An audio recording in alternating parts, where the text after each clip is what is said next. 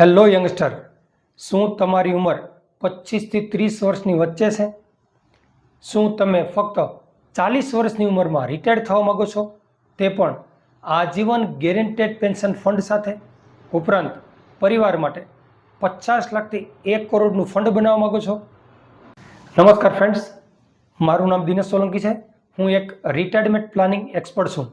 પાછલા 20 વર્ષમાં લગભગ 400થી પણ વધારે યુવા યુવતીઓનું રિટાયરમેન્ટ પ્લાનિંગ કરી અને મને એ વાત સમજાણી કે હરેક યુવા પોતાની જિંદગીમાં જલ્દીથી રિટાયર થવા માગે છે, અને જો તમે તેની તૈયારી 30 વર્ષથી ઉંમર પહેલાં કરો તો ખૂબ આસાન છે.